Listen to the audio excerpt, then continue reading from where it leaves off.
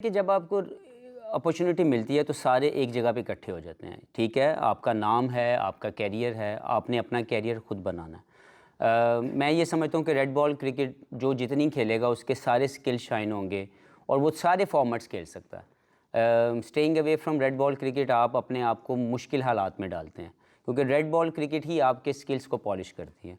Naseem obviously injured था, हमारे main player हैं, लेकिन ऐसा नहीं है कि उनके बगैर टीम नहीं चलेगी या उनकी इंजरी की वजह से टीम को बहुत नुकसान हो रहा है। उनकी जगह हमारे पास आमिर जमाल आ गए। हारिस रऊफ़ ऑब्वियसली वो हम उसको पहले बात कर चुके हैं। शाहीन को भी लेके इस मैच के लिए हमने इसलिए फ़ैसला लिया था कि हम नहीं चाहते थे कि हमारा प्लेयर जो है वो वर्कलोड या उसके जिस्म की कोई ऐसी चीज़ ख़राब हो, क्योंकि हमें पता है पिछले पूरे साल में शाहीन ने बड़ी मेहनत की है और उसकी इंजरी के बाद से आके जो उसके ऊपर वर्कलोड उसके ऊपर पड़ा वो बहुत मैसिवली था। तो हम चाहते थे कि उसको मैक्सिमम ब्रेक्स भी मिलें ताकि ड्यूरिंग हिज कैरियर उसकी जो वर्कलोड मैनेजमेंट है वो राइट वे में मैनेज हो। मुझे नहीं पता इससे पहले क्या हुआ, लेकिन इस महीने में I wanted to make sure कि वो किसी भी तरीके से कोई भी बॉलर या कोई भी ऐसा प्लेयर वो इस इशू में ना आए कि वो वर्कलोड की वजह से जो है उसकी कैरियर जो है ख़राब हो जाए। लेकिन यह है कि इक्वली वेरी हैप्पी कि हमने जिन डोमेस्टिक के प्लेयर्स को इस सीरीज़ के अंदर सेलेक्ट किया उन्होंने बहुत ही बेहतरीन परफॉर्मेंसेस दी। I am talking about Khurram Shahzad, I am talking about Mir Hamza, talking about Aamir Jamal. तो ये वो प्लेयर थे जो सिस्टम में मौजूद थे, लेकिन इनको अनफॉर्चुनेटली मौका प्रेजेंट नहीं किया गया। तो मुझे ये खुशी है कि इस पूरे टूर के ऊपर जो सबसे पॉजिटिव साइन था वो हमारे वो प्लेयर जो सिस्टम में मौजूद होने के बावजूद राइट अपॉर्चुनिटी शायद उनको नहीं मिल रही थी, जब उनको अपॉर्चुनिटीज़ मिली तो उन्होंने इसको ग्रैब किया और उसको मैक्सिमाइज़ किया।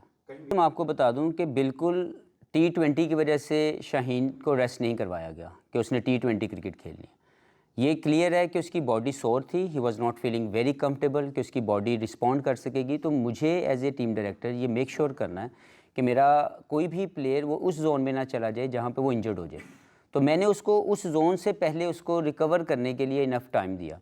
दूसरी जो आप बात कर रहे हैं कि जो हमारी कनेक्टिंग सीरीज़ है वो क्योंकि उसके कप्तान भी हैं और ऑब्वियसली उसमें से पूरा उसको ऑफ करना भी बड़ा मुश्किल था कि वो पूरी सीरीज़ कैसे उसमें से लेके एक अगर कप्तान अनाउंस हुए हैं तो उन्होंने जब खेलना है तो उन्होंने एज ए कप्तान खेलना है। तो अगर वो सीरीज़ ना होती तो फिर आई कुड पुश हिम, क्योंकि मुझे ये लगता है कि शायद उसको अगर वो ये, लेकिन फिर भी शायद डिसीजन यही होता टू बी वेरी ऑनेस्ट, क्योंकि अगर एक प्लेयर वो ये समझ रहा है कि उसकी बॉडी सोर है और वो अल्लाह ना करे उसके ऊपर लोड इतना पड़ सकता है कि वो इंजरी जोन में चला जाए, तो मुझे ये मुश्किल डिसीजन करना पड़ा कि एक प्लेयर को मैं उस जोन में ना लेके जाऊं जहां पे वो तकलीफ़ में आ जाए। लेकिन आई थिंक कि जो आगे आने वाली सीरीज़ होगी, जब भी शाहीन का वो वर्कलोड मैनेजमेंट और उसकी बॉडी रिस्पॉन्ड करेगी, definitely he will play the games.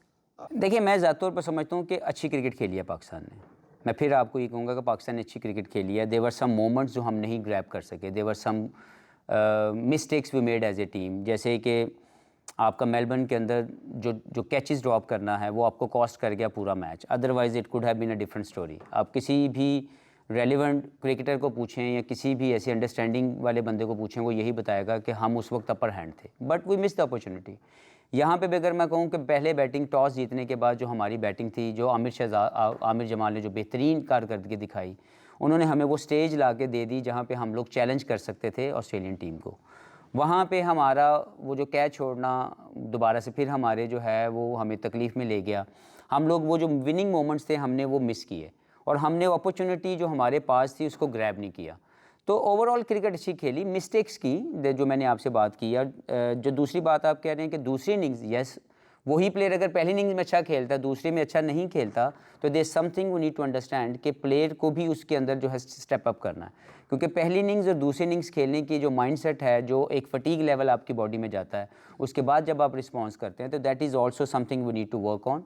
और as a team we learn a lot of thing, to be very honest. बहुत सी चीज़ें हमारे सामने जो हैं वो आई हैं और we will definitely work on दोस्त, क्योंकि जब भी आप अपनी क्रिकेट खेलें, आप अपनी गलतियों से जब तक नहीं सीखेंगे और सीख के उसके लिए मेहनत नहीं करेंगे, राइट स्ट्रेटेजी नहीं बनाएंगे, आप इम्प्रूव नहीं कर सकते। और इसके ऊपर हमारी इंडिविजुअल भी बात हुई है और इंशाल्लाह ताला इस सीरीज़ के बाद भी हम अपने प्लेयरों को वो अलाउ करेंगे कि वो अपने उन चीज़ों के ऊपर जो है वो काम करें, ताकि जब वो वापस आएँ तो वो उसमें बेहतरी जो है वो आई हो।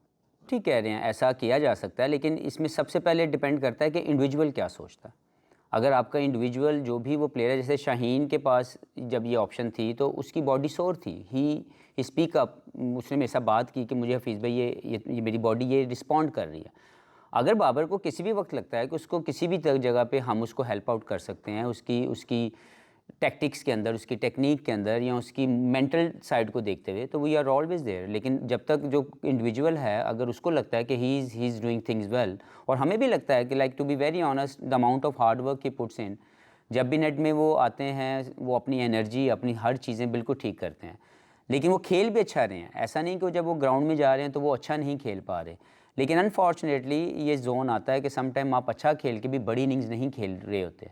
तो मुझे लगता है कि बाबर की वो एक बड़ी इनिंग्स उसको बहुत से कॉन्फिडेंस को वापस लेके आएगी। वो उनके मसल मेमोरी ऑलरेडी मौजूद है, लेकिन थोड़ा-सा मुझे लगता है कि एक बड़ी इनिंग्स जो है रिक्वायर्ड है, which I hope he will play very soon. देखें, मुझे ज़ाती तौर पर लगता है कि एक मेरी सजेशन होगी आईसीसी के लिए, वो श्योरली ये है कि जैसे आईसीसी पूरी दुनिया में टी20 लीग को प्रमोट करने के लिए या गेम को प्रमोट करने के लिए टी20 एनओसी अप्रूव्ड कर रहे हैं, सिमिलर टेस्ट क्रिकेट को बचाने के लिए, टेस्ट क्रिकेट को प्रायोरिटी रखने के लिए उनको ज़रूर ये सोचना चाहिए कि एक स्टैंडर्ड मैच फ़ी जो है वो सब बोर्ड्स के लिए जो है वो लेके आए, ताकि हर एक प्लेयर, चाहे वो ऑस्ट्रेलिया का हो या वो किसी भी टेस्ट प्लेइंग नेशन का वो प्लेयर हो, उसको एक मैच फ़ी मिले। उसके साथ मुझे लगता है कि बहुत से players, not like they are couple of countries जिनके पास बड़े अच्छे फैसिलिटेशंस हैं, बहुत अच्छी लुक आफ्टर की जाती है अपने प्लेयर की, लेकिन बहुत सी ऐसी कंट्रीज़ या बहुत से ऐसे क्रिकेट बोर्ड्स हैं जो शायद अपने प्लेयर्स को वो तमाम लुक्रेटिव अपॉर्चुनिटीज़ जो टी20 फॉर्मेट आपको प्रोवाइड करता है, या शॉर्टर पीरियड में ज़्यादा फाइनेंशियल हेल्प आपको मिलती है या सपोर्ट मिलती है, वो उसकी तरफ जाने की कोशिश करते हैं। तो इन जनरल मुझे लगता है कि ऐसे इकदाम करने चाहिए टेस्ट क्रिकेट को, रेड बॉल को बचाने के लिए, कि जैसे टी20 को प्रमोट किया जा रहा है, खेल को प्रमोट करने के लिए, which is absolutely right. With the same time अगर हम स्टैंडर्ड मैच फ़ी कर दें पूरी दुनिया के टेस्ट प्लेइंग नेशन की, दैट विल डेफिनेटली हेल्प। कभी भी नहीं हुआ, पहले तो मुझे नहीं आइडिया कि खबरें आप तक कैसे पहुंची हैं। मैं इनका सबसे पहले दोस्त हूं, उसके बाद मैं इनका रहनुमा हूं। मैं कोशिश करता हूं कि वो तमाम टैक्टिक्स, वो तमाम चीज़ें जिससे पाकिस्तान टीम बेहतर हो सकती है, एक राइट फार्मूला, एक राइट मैनेजमेंट इनकी मैं कर सकूं, इनको हर बेस्ट फैसिलिटी जो है प्रोवाइड कर सकूं। और इस पूरे महीने के अंदर, सवा महीने के अंदर मेरे थ्रू यही फैसिलिटेशन उन तक प्रोवाइड की गई, और मुझे ज़ाती तौर पर बिल्कुल नहीं लगा कि मैं कहीं पे भी सकता हूँ। ये मेरे बिल्कुल ऐसे ही हैं जैसे मेरे दोस्त हैं, मेरे भाई हैं, मेरे बच्चे हैं। तो मेरे थ्रू कभी भी ऐसा नहीं हो सकता, और अगर कहीं ये कोई ऐसी खबर कहीं बाहर गई भी है तो मुझे लगता है कि उसमें सदाकत नहीं है।